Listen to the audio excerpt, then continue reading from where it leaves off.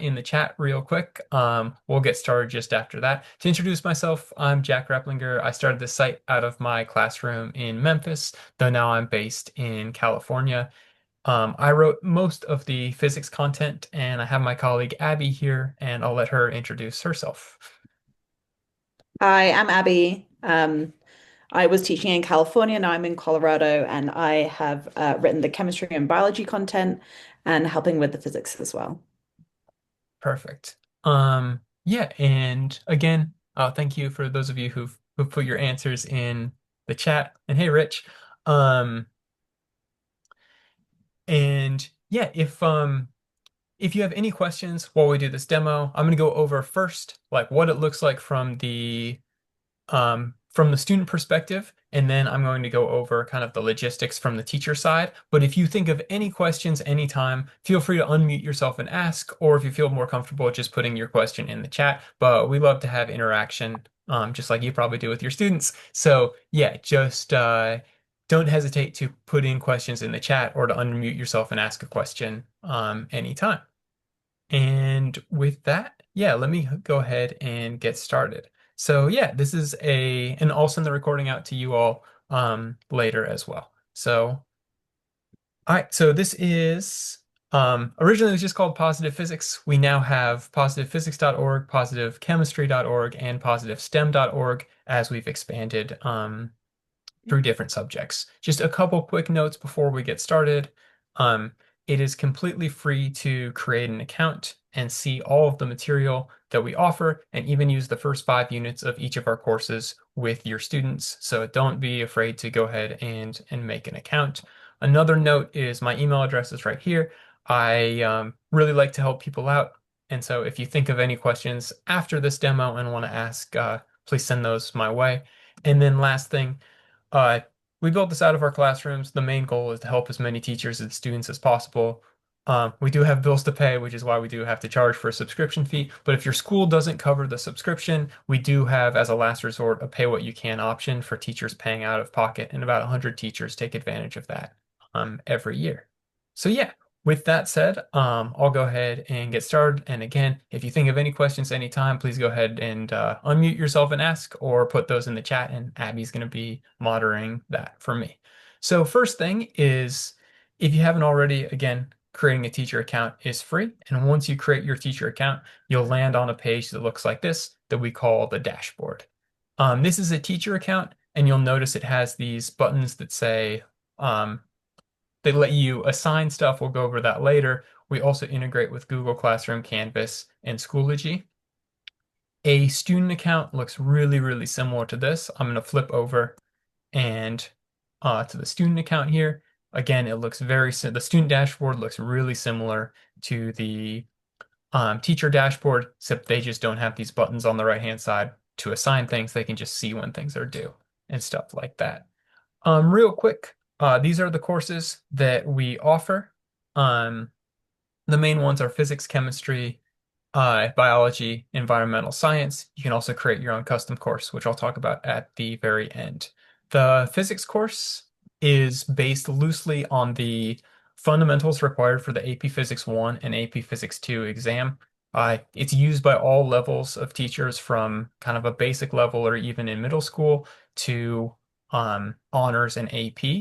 It works really well if you're teaching AP. It works really well in conjunction with AP Classroom because we're really good at covering the fundamental skills that students need, and then teachers supplement that with materials from AP Classroom. The So basically the first 19 units are AP Physics 1, and then after that is AP Physics 2. And let Abby kind of introduce the chemistry and the biology course. Hi. So the biology and chemistry are both designed in a similar way. So we're covering all the AP content, but we're really starting with like the basic building blocks that students need for all the kind of supporting topics that get you up to those like AP concepts. So we feel the courses work really well for lower level students and higher level students as well. Yep, and that's yeah. For one quick note, if you'll notice that for now there are two chemistry courses on here. You want to use the one that says 25, 26. The other one will disappear a little bit later this summer. The 25, 26 is the more rigorous, more randomized course. If you really like the old course, I will send you a directions for how to get that on there. But just to confuse people less, we're going to cut it down to one. Thanks, Jana, for putting our first question in the chat. Positivephysics.org, positivestem.org, and positivechemistry.org are just different doors to the same place. You can sign in on one day, sign in on the other one the next day, and you'll always end up in the same place. The only difference is what it says at the top, just because we had some chemistry students that didn't like using a site that said physics on it. So we bought all three domains, but they all take you to the same place. All right, let me go ahead and then show you what it's like to be a student using the site. And again, I'll show you how to like create assignments and like the logistical side later. But first, I'm just going to show you what it's like to be a student actually using the site. I'm going to start off with my favorite unit in the physics, unit 5. I'm a little bit physics biased. Um, but yeah, all the courses work in a very similar way. Um, yeah, so to get into the questions, you click on these lessons and questions. You'll notice that each unit begins with a review of the previous units plus the plus inquiry activities. So if I click on these inquiry activities, you'll see that the questions have a simulation, or sometimes they use a PhET demonstration. And so students are in these inquiry activities, they're figuring things out for themselves. They don't need equations or anything like that to solve these questions. They're just using the simulation or using the linked PhET activity to answer those questions. So let me show you a more typical skill. We really try to break things down into bite-sized pieces. I taught at a Title I school in Memphis that had a lot of students that were on a pretty low level by no fault of their own. And so this is a free body diagram analysis skill. Keep in mind we've had a separate skill about how students learn to identify forces, but now they're learning how to analyze those forces. Each lesson after the inquiry begins with a video and key points. There's also a reference sheet, and then we dive into the questions themselves. First thing to notice that anything that you see that's in blue, so on the physics, it's usually numbers. On the chemistry, it could be an element or something. Any blue value is a randomized value. So if two students are sitting next to each other, teachers really like that they can work together, but they'll have different answers. Then as students put in their answers, they can hit enter or click check answers at any time, and right answers turn green, and wrong answers a little red X appears. One new feature is after a student gets a wrong answer, it'll pause their ability to check their answers to make sure they take a little bit of time to think about that. On the teacher side in the settings, you can adjust how long that pause is, so how long your students have to think before putting in the next answer. But after that pause is done, students can correct their answer and still get credit for it.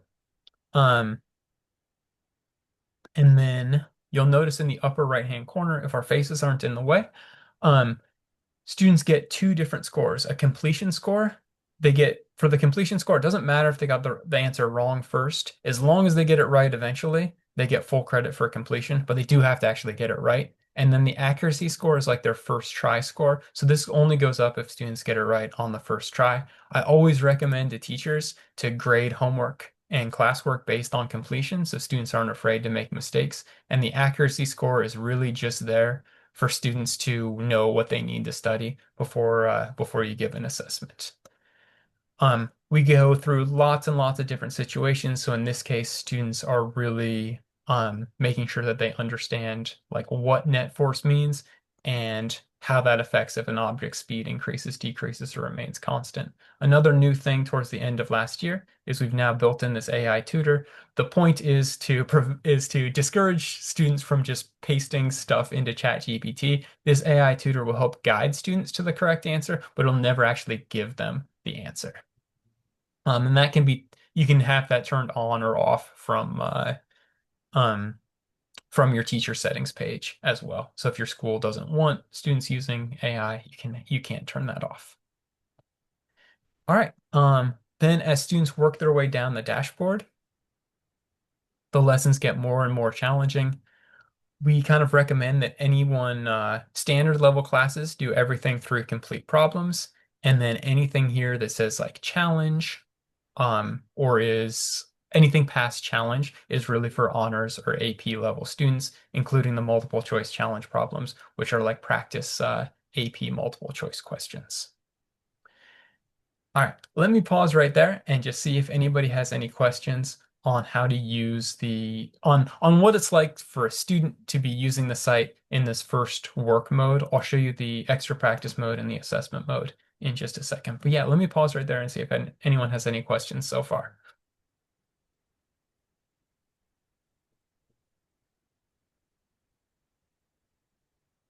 All right.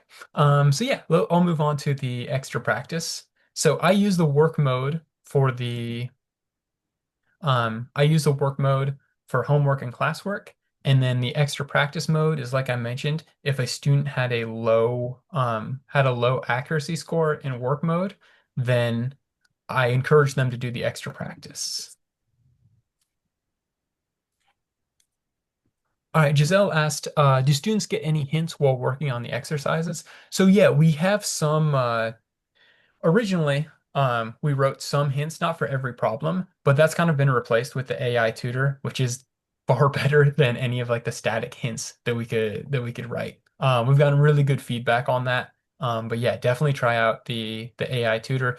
Um, right now, it is by default, it is not turned on if you had an older account, but if you go into teacher and settings, the AI tutor right there. That's where you turn it on for your students. So if you had an older account, it was listed as off, and then you've got to go and set that to on so that students can use it. And it's really great at helping guide students through things. All right. So yeah, the extra practice, what it does is it randomly pulls questions. So if students had a low accuracy score, I encourage them to use the extra practice um, to study more before they take the assessment. And again, it's pulling questions directly from the homework. So if we go back to that free biodiagram analysis skill and click on this, it's going to give them three more questions to practice on. And then actually, if students do all of the questions, they can click on restart after they've gotten 100% on those. They can click on restart and get three more random questions. So this provides the opportunity for them to have infinite practice. And then finally,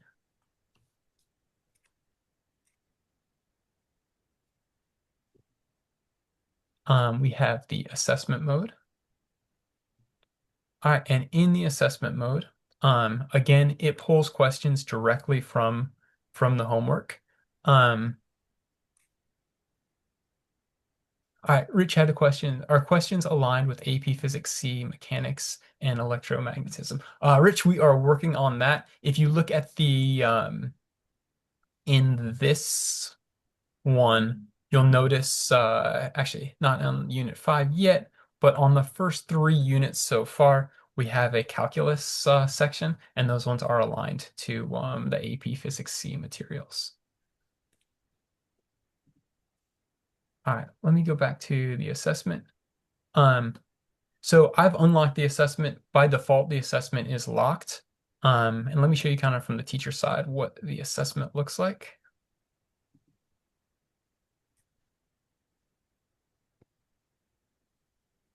So the assessment is um, it pulls questions directly from the homework. So it feels incredibly fair to students who've already, like, if they did their homework and they understand it, they're super well prepared for the assessment. You can change these values, but this value tells you how many questions it's going to pull from the homework. So it's going to pull two questions. Sorry, I'm on a different unit. It's going to pull two questions from the embedded math, then two questions from the free biodiagram drawing, three questions from the free biodiagram drawing two, etc. And it's going to organize that into an assessment.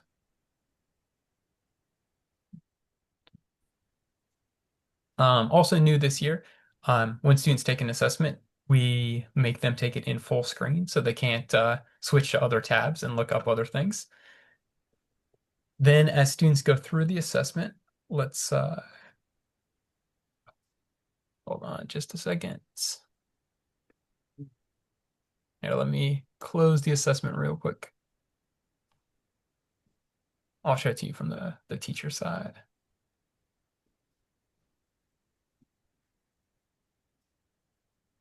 So again, as students take the assessment, it forces them to take it in full screen mode like this.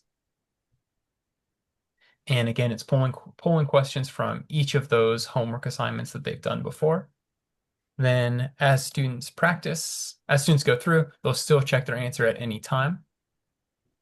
The difference is though, if they get something wrong, they can't fix it immediately, but once they're done trying every question, they can click on this finalize button.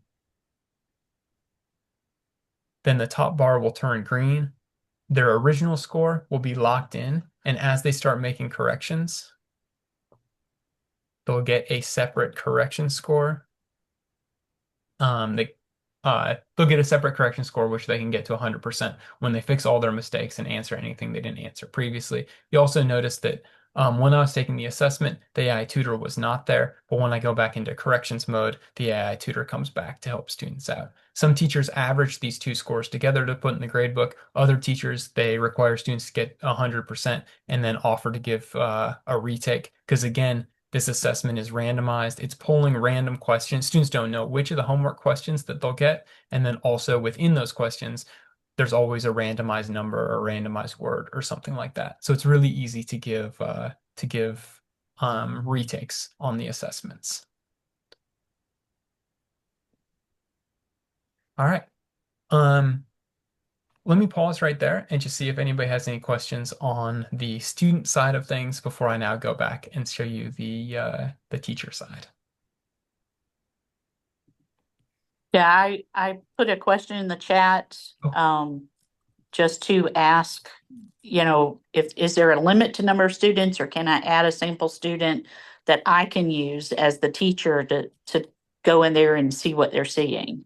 yeah, you can easily add a sample student. I'll show you how to do that a little bit later, but there's no limit. We like our subscriptions are based on based on the number of class periods that you teach. Because I don't know about you, but my rosters would always change for about the first 2 months of the school year, if not beyond that. But yeah, you can create a sample student um, to log in and see exactly what it looks like as them. But also just keep in mind that your teacher dashboard, like there's almost a student account built into your teacher dashboard. So when I'm looking at the teacher dashboard right now, I'm seeing almost exactly what a student would see, except I just have a few extra buttons on the screen that allow you to assign due dates and things like that.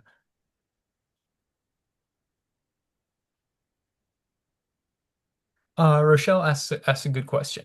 She said, I haven't used the assessment. Is finalize always there, or do I have to activate that? Finalize is always there. So just tell your students don't click on that finalize button until you're done trying every question and then click on finalize. So yeah, the finalize button is always there.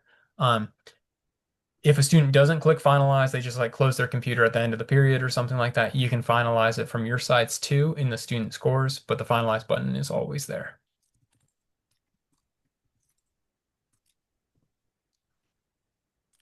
All right.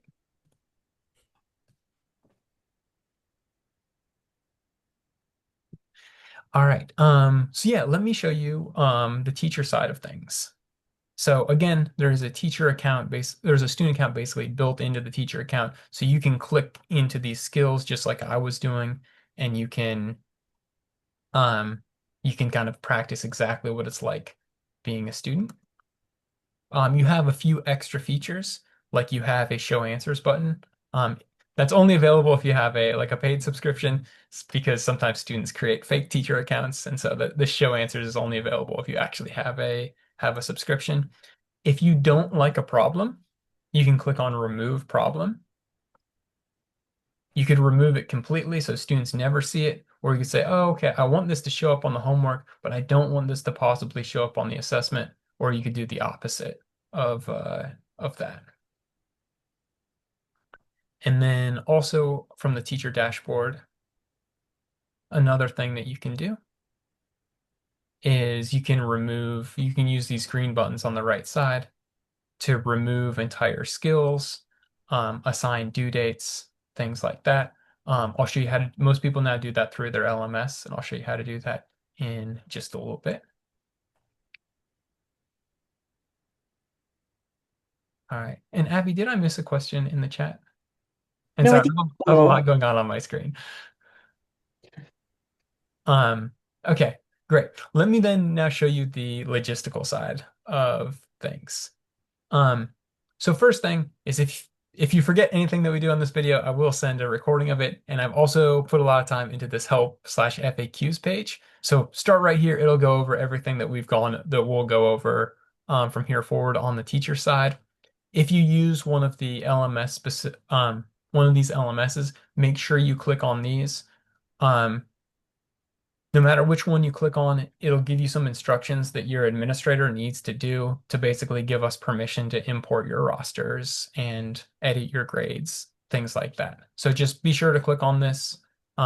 For all three of them, we use something called an API integration. So students still use our site, and then they can send their grades over to Google Classroom or Canvas or Schoology.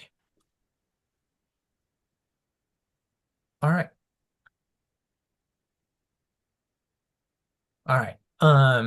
So yeah, the first thing I want to do when I'm setting up a class is under teacher, I'll go to settings and setup, and I'll activate however many class periods that I teach. So um, and you can rename them here. Let's say I had a section A and a section B. Let's say I just taught I'll say I taught 3 sections.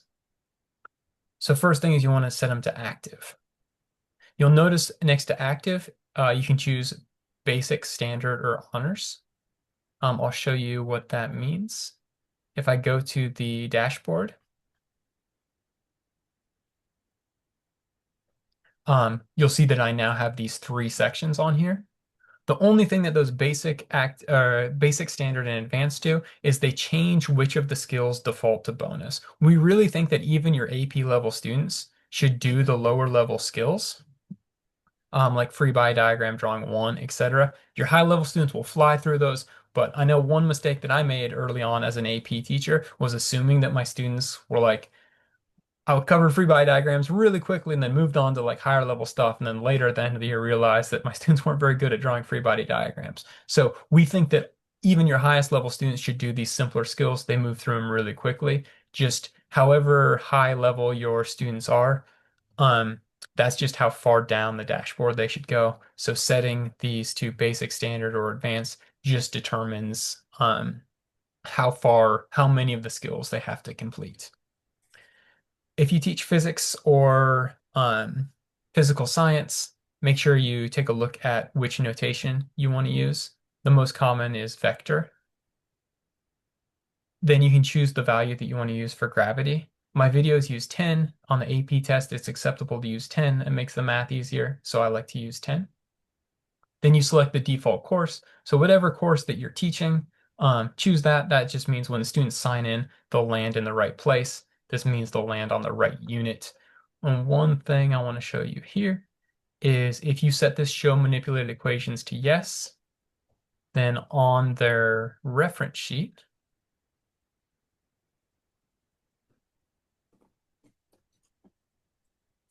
they'll get this extra manipulations column, which will give each equation pre-manipulated. This was game changing for my students who were really low in math. It really helped them just let them focus on the physics and not feel like they were penalized because they didn't have a great math teacher the year before that or something and were a bit behind in math. And thanks for the compliment, Jana. Yeah, so the great thing is like um, for the first 5 or 6 years that the site was out, I was using it every day in my classroom with my students. So we worked out a lot of the kinks when it was just really me and my students using it. So that's where a lot of the design comes from, is feedback from my students. All right. So yeah, once you have your classes set up, then it's time to add your students.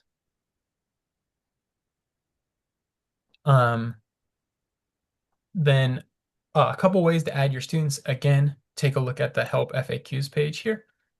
So the first one I'm going to show you is if you don't use one of these LMSs, what you can do is just have your students go to positivephysics.org or positivechemistry.org, go to create account. they'll click on student, they'll put in your classroom ID. This used to be called the class code. We've changed it to ID because people got it confused with some other things. Um, you pick this when you sign up for your account. They'll validate it, and then they'll say sign up, and they'll put in their name, email, a username, and a password, and they'll pick which section they're in. We call it a classroom ID because it's not different for each of your 3 sections. There's basically one of those IDs per teacher, or per classroom. And so then students can sign up this way to create their account. But if you have the luxury of using one of these LMSs, we put in a lot of work to make sure that it works really well with those systems.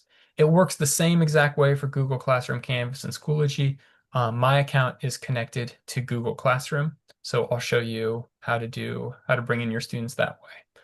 So you go to Manage Rosters, and then you'll click on Import from your LMS. And then basically it'll go into your LMS, it'll find the sections you have there. So this is what it's showing in my Google Classroom. And then I can map those into positive physics. Click on continue. It'll go grab your rosters. Then you'll click on import.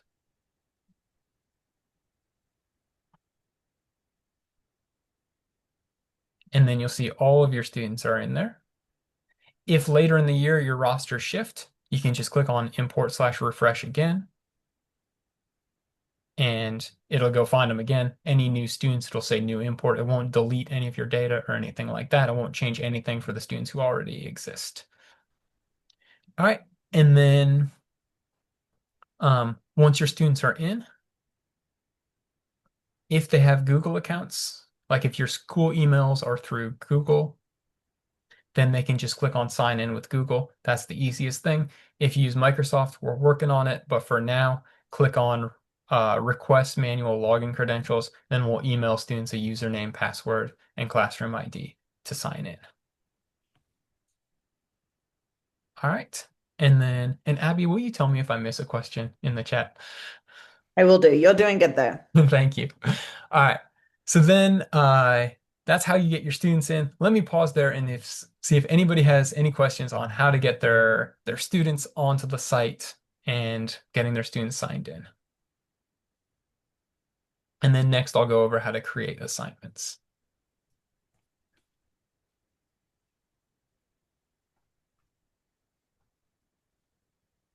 All right. So next I'll go to the dashboard. And then again, this one is connected to Google Classroom, but these all work exactly the same way. I'm going to click on Assign with Google Classroom. And then you have a choice of whether you want to assign the full unit. That's what I prefer, but most teachers assign it skill by skill. So usually I just say, okay, the full unit is due. They usually take about a week and a half, 2 weeks to get through one full unit.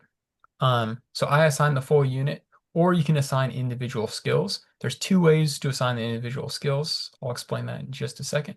So you'll select the sections that you want to assign it to. Let's say I wanted to assign 5.5 through 5.8. If I choose this as merged assignment, then it'll go into your LMS, your Google Classroom, and it'll create one assignment there that averages the grades of these 4 skills together. If you choose as individual assignments, it'll create 4 different assignments. So most people do the as merged assignment so it doesn't jam up your gradebook too much. Then you can choose the points possible. Select an open date if you want to, a due date if you want to. Let's make it due tomorrow at midnight. You can change the name if you want to. By default, we just call it Positive Physics 5.5 to 5.8. And then how it's graded, again, I recommend for homework grading on completion. So once I do this, it goes into your Google Classroom, it makes an assignment, it gives students a direct link exactly to this page where they need to be on, and it'll also put the little Google Classroom icon and the due date in their positive physics. Then when the students go in, they can complete their work, and there will be a submit button up here that submits their grade to Google Classroom. Just keep in mind that the grades they don't sync automatically. The students do need to click submit to send their grade over. Though once they finish the assignment, it'll automatically prompt them to submit. So if they get to 100%, it'll prompt them that they want to submit that over to Google Classroom. All right. If you don't use Google Classroom or Canvas or Schoology, you can just click on these green buttons and you can create assignments this way. So you can assign due dates or lock things, or you can remove full skills, things like that. So yeah, we try to make it super customizable so you can teach in any way you want with or without one of these LMSs. All right, then the last few things. We've looked at manage rosters. That's how you get your students in. You can edit the users, things like that. Student scores. You can see how your students are doing on all of the skills. If you want to get granular, you can look at how they're doing on individual skills. And then it'll show you their score on each problem. You can reset their work from here and all of that. Also, this is especially helpful for the physics, but you can print out the problems. I like to print out the review and then the complete problems, but everything else probably doesn't need to be printed out. So I'll show you what that looks like here. So when I click print, it's going to create a PDF for you that has all the outlines of the problems. But as you notice when it flashed up there really quick, anytime we put in a randomized value, there's going to be a blank. And so students can fill in their numbers. I know it's kind of small, but if you can see that, students can fill in their numbers here and then show their work. And I have students turn this in at the end of each unit. So they get a score based on what they got on their completion score off the computer. And then they also get a score for showing their work on paper, although some teachers just have them show work in a notebook.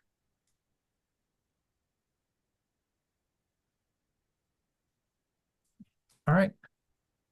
You can also see just when your students log in, which can be helpful. So just if they're telling you that they logged in a bunch of times, and then you look at this and you see that they actually didn't, it can be really helpful in parent-teacher conferences. All right. The last thing I want to show you, and let me pause real quick before I show you kind of how to completely customize your courses and things like that. Let me pause and see if anybody has any questions on anything that we've covered so far.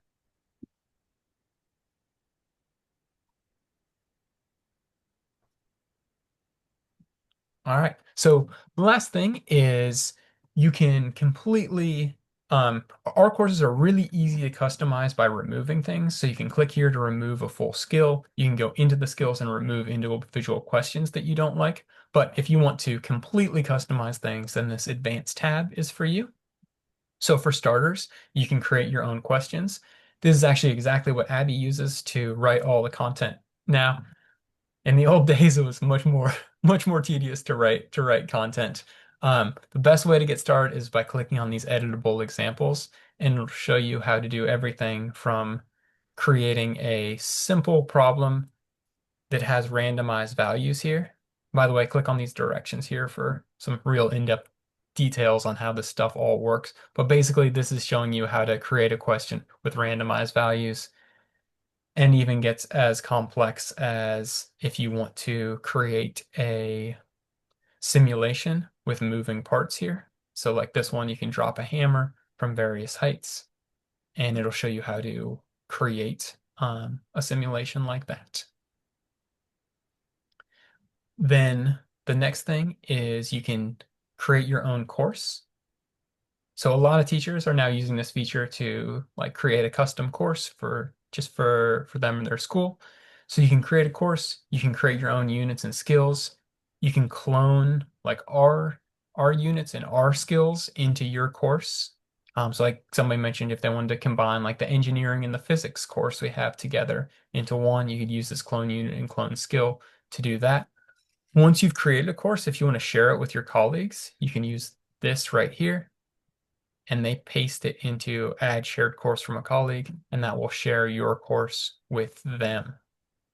And again, you can use our questions, you can use your own questions, you can combine it all together and do as much as you want with that. And very last thing, if you have English language learners in your classes, definitely check out this select language feature.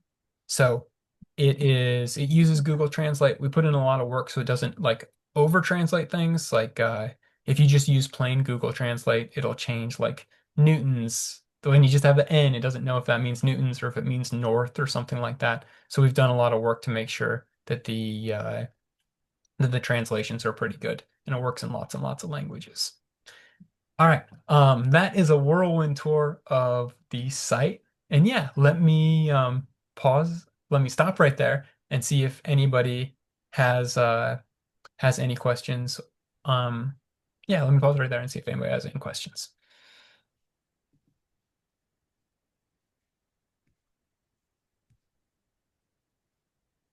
All right. I guess I must have been pretty thorough. If you think of anything later, don't hesitate to reach out. My email address is right here. It's all over the site.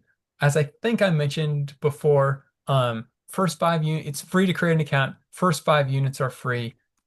If if you want to grab a quote, if you don't have a subscription yet and want to grab a quote, the click on grab a quote from the home page right there. If your school won't pay for it, but you really want to use it, again, we really want this to help as many teachers as possible.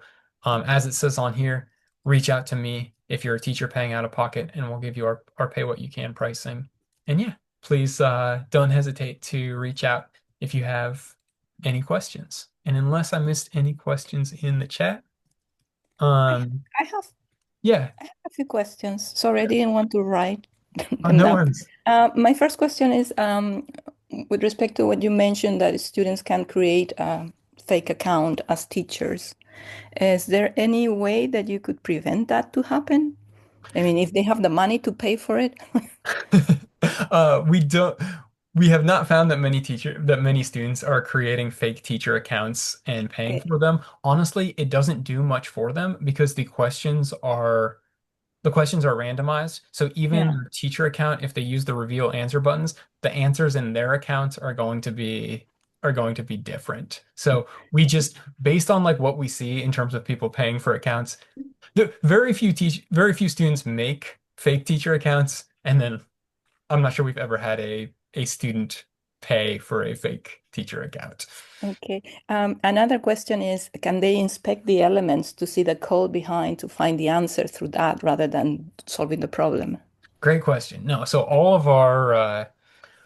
of the calculations are done on what's called the server side, and so Mhm. they can inspect, but they cannot find the answers through the inspect. Great question. Okay. And the last question, have you thought of ways of assessing this in terms of competencies? So it's not a grade or a percentage, but a level of proficiency in the different skills. Is that a possibility? Yeah, it's something that it's something we don't offer yet. It's something that we've thought about. We don't have a great solution for it just yet, but it is something that we've thought about. We know that there are some teachers that from our skills are divided up pretty well in terms of Mhm. competencies. And so we do have some teachers, I believe, that they don't put in a 95%. They put in a like Yeah. fully mastered or something like that. We don't have a great way for it to like send that information to your LMS if you're grading it that way. But we do know that some teachers do grade like that. Okay. And last question, if students have both Canvas as the main course site and Google accounts, and then they sign in, is there going to be any conflict or where they are going or? No, so the sign-in process is different from the LMS process. So Okay. if you go to like the Canvas page, your administrator Yeah.